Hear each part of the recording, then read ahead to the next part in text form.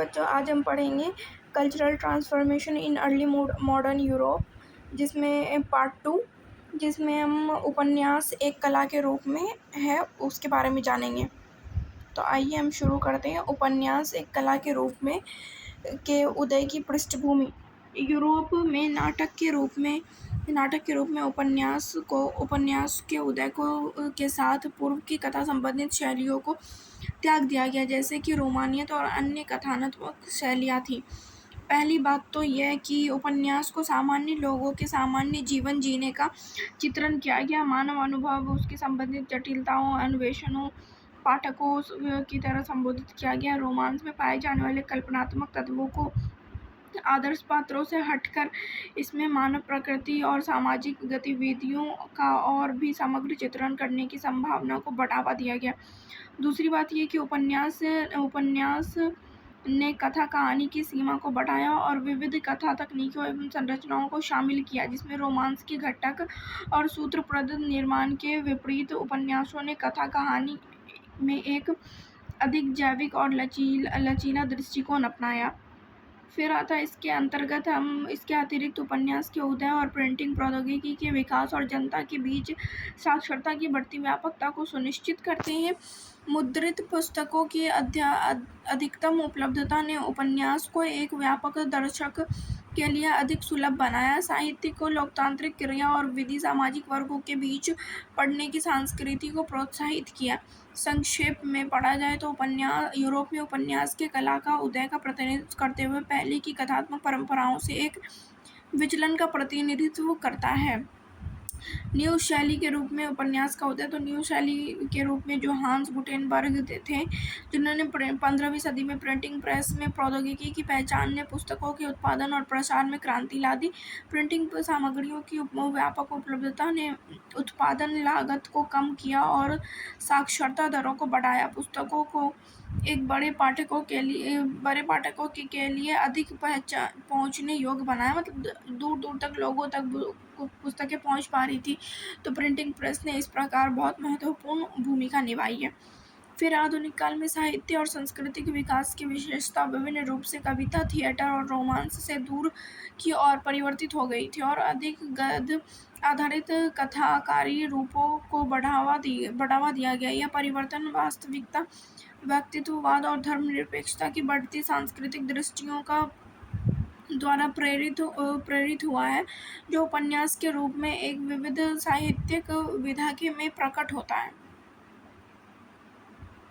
फिर उपन्यास एक नई शैली के रूप में। तो उपन्यास व्यक्तित्व, अनुभव और विचारों पर जोर देता है, जिसमें सामान्यतः महाकाव्य, अलंकार, धार्मिक अलंकरण, इन सबको महत्वपूर्ण जगह दी गई है।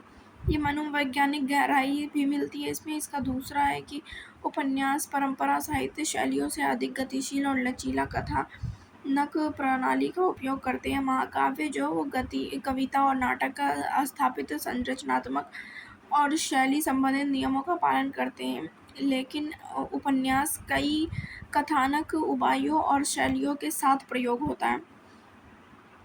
उपन्यास के विकास ने प्रिंटिंग प्रौद्योगिकी में प्रगति और बढ़ती हुई साक्षरता दरों के संग संगीतक कार्य के व्यापक उत्पादन और प्रसार करने की अनुमति दी, जिससे एक बढ़ते हुए पाठक समूह के लिए अधिक आसान हो गया। फिर उपन्यास के विकास में प्रारंभिक आधुनिक यूरोप ने एक नई साहित्यिक शैली के रूप में साहित्यिक इतिहास में एक महत्वपूर्ण घटक माना है। ओवरऑल उपन्यास इतिहास जो होता है हम उससे समझ सकते हैं। विद्वानों की दृष्टि में एक आइन वॉट की the rise of the novel 1957 में प्रकाशित हुई थी, जिसमें आलोचना में एक मौलिक अध्ययन के रूप में इंग्लैंड में कथा के रूप में उपन्यास की उत्पत्ति और विकास की जांच करता है। तो हमें इस चीज़ को ऐसे लिख सकते हैं कि विकास की जांच करता है जो आलोचनात्मक रूप से विकसित हुई थी। प्रारंभिक आधुनिक यूरोप में उपन्यास और उपन्यासकार, जिसमें Don Quixote, Robinson screw,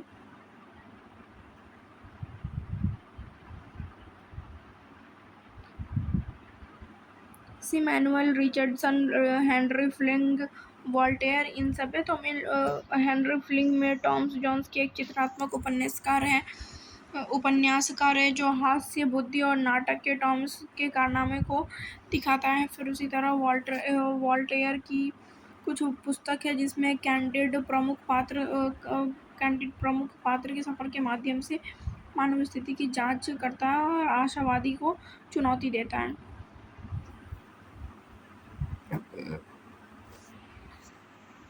sorry. प्रारंभिक आधुनिक यूरोप की विशेषता आधुनिक पश्चिमी मानव में स्वभाव की जटिलता का पता लगाया, विश्वसनीय लोगों और उनके मनोवैज्ञानिकों की गहराई को प्रस्तुत करता है। इसमें आलोचनात्मक रोज़मर्रा के सामाजिक मुद्दों को चित्रित करता है, पत्र पत्रिका रूप से विषम कहानियों को बताता है। प्रिंटिंग, उपन्यास और संस्कृति, एक सामाजिक परिवर्तन, ये सब एग्ज़ाम में आता है, तो आप लोग इसको सही से पढ़िएगा और नोट बना लीजिएगा ताकि लास्ट टाइम पे आपको पढ़ने में आसानी हो। प्रिंटिंग प्रेस की साक्षरता, वैसे मैं इससे रिलेटेड जो भी प्रीवियस ईयर क्वेश्चन है वो मैं अपलोड कर दूँगी यूट्यूब पे ही कुछ टाइम में। प्रिंटिंग प्रेस और साक्षरता, प्रिंटिंग प्रेस के आविष्कार ने व्यापक पाठकों तक साहित्य के प्रसार की सुविधा प्रदान की। फिर आता है उपन्यास के माध्यम से मानवीय अनुभवों की खोज। उसके बाद यथार्थवाद पर प्रभाव। तो उपन्यास ने भी बहुत सारे महत्वपूर्ण योगदान दिए हैं हमारे यूरोपीय समाज को समझने में। उसके बाद है इसके निष्कर्ष में हम जो भी हम ऊपर पढ़े हुए हैं उन चीज़ों को इसके अंदर शामिल करेंगे और फिर हम उस तरह अपने एक अच्छा निष्कर्ष लिख कर कहानी को यहाँ के अपने आंसर को समाप्त करेंगे। ये यूनिट जो उपन्यास एक कला के रूप में, इसमें बस इतना ही। इसके लिए थैंक यू। प्लीज़ आप लोग वीडियो को लाइक और चैनल को सब्सक्राइब कर दीजिएगा। Thank you.